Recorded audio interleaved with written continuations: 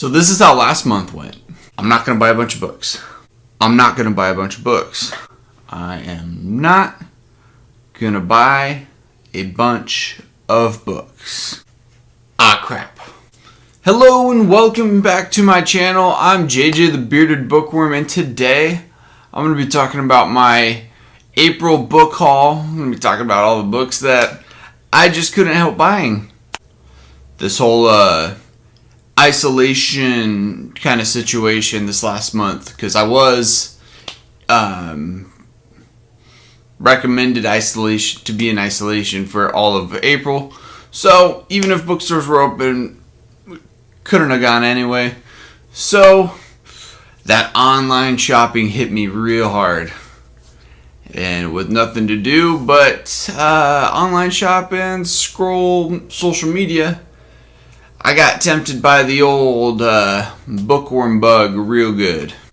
So first up is The Stand by Stephen King. Much like everybody else in April, I wanted to read The Stand.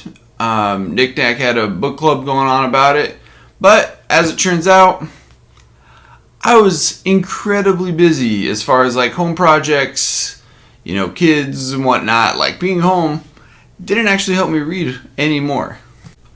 I feel like everybody was in those two different camps of either bored out of their mind, can't figure out what to do, which I don't understand, because I was in the other group of people that had way too much stuff to do and had even less time to like sit down and relax and whatnot. So yeah, I just never touched the book. Next up is the book that was the catalyst to all of my book buying sins this last month. And if you watched my anticipated spring releases video, I was really looking forward to this book. It was the first book in a new trilogy for this author, and my understanding was you can start with any of the trilogies and there's not a ton of crossover. So I picked up The Girl in the Stars, and I'd had it pre-ordered before this, but it released in April, so I got it, started it. It's real great. Now here's where things get real crazy. So, like I said, a whole lot of sitting at home, whole lot of scrolling through social media, and I've started following a lot of authors because, BookTube, and, that's one of the ways they promote themselves and deals and exciting things that are coming out.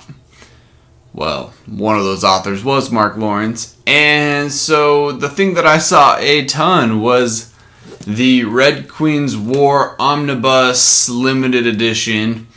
It's signed and numbered and whatnot. So, after a week or two of hard selling on why this book was so great, I was able to convince my wife, and I picked that up.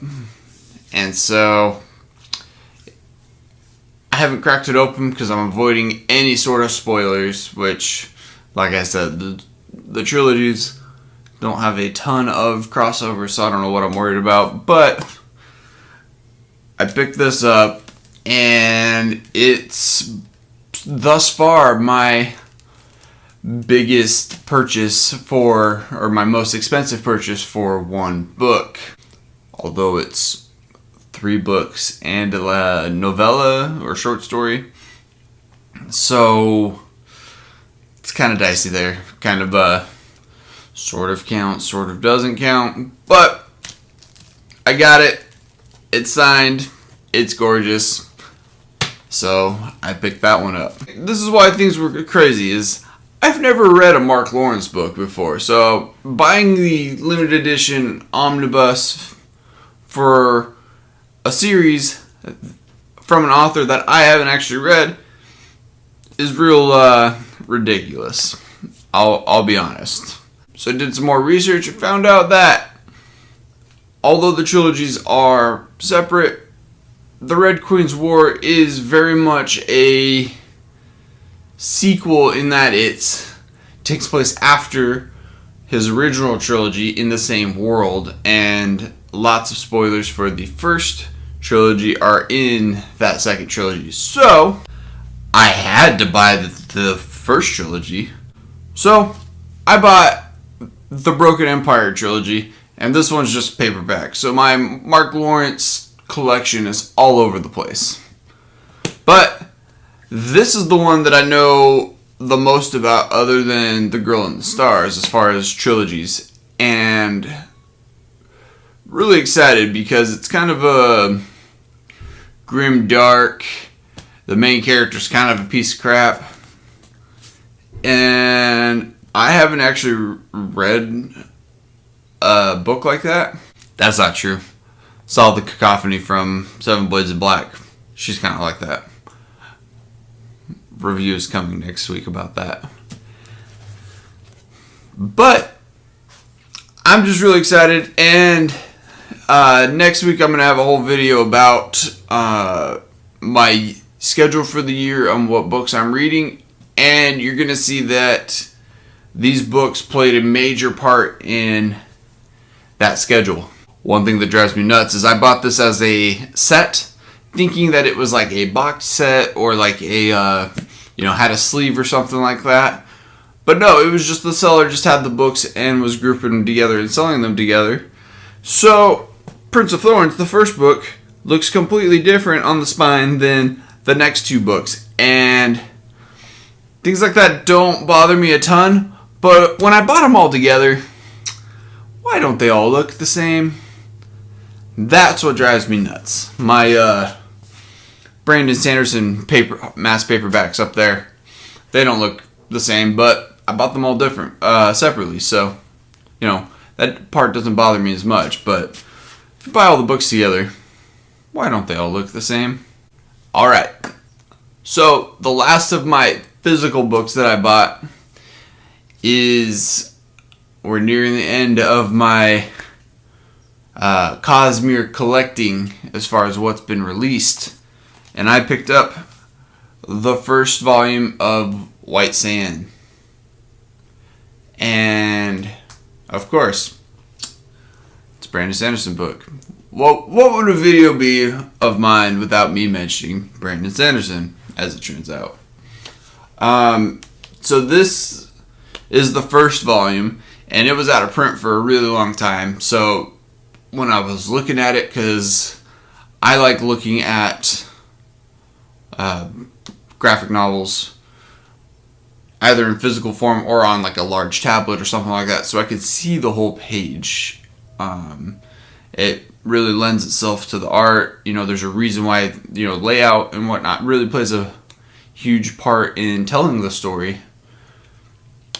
The problem was, because it was out of print, this book was $60 plus, and so either it came back into print or something, but I was able to pick it up for like $20, and so I'm really excited.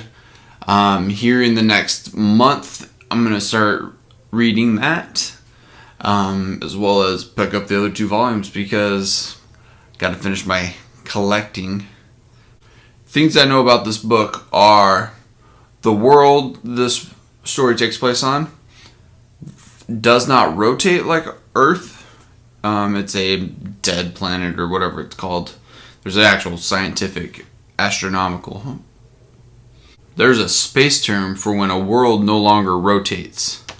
And so basically there is a light side and a dark side of this world, and they're sandbenders? I don't know. I have no idea other than that. There's a light side, dark side, and they can kind of do things with the sand. So, like I said, that was it for all the physical books. And part of my lack of impulse control comes when I see that there is a Kindle deal of the day, that $2.99 or whatever for a Kindle book. If it's a book that I was planning on reading anyway, you gotta take my phone away, because I will 100% pick those up. So this last month I picked up Nicholas Ames's books, Kings of the Wild, which is on my TBR for this month, and Bloody Rose, which is on the TBR for next month. Little spoiler there for next month. Those books, I was kind of like, cool. Like, everybody was comparing them to D&D. watching the interview, realized that it was very heavily influenced on eras of music. So Kings of the Wild is 70s music, and then Bloody Rose is 80s music, and now the next book, whenever that comes out, is going to be 90s music. So apparently I did alright. That's what I'm telling myself. It felt like I bought a whole bunch more than I did because each one of those, other than the trilogy, came separate from everything else. So it was just box after box after box. I don't have a problem.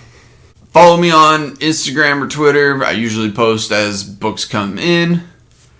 Don't forget to like and subscribe this video.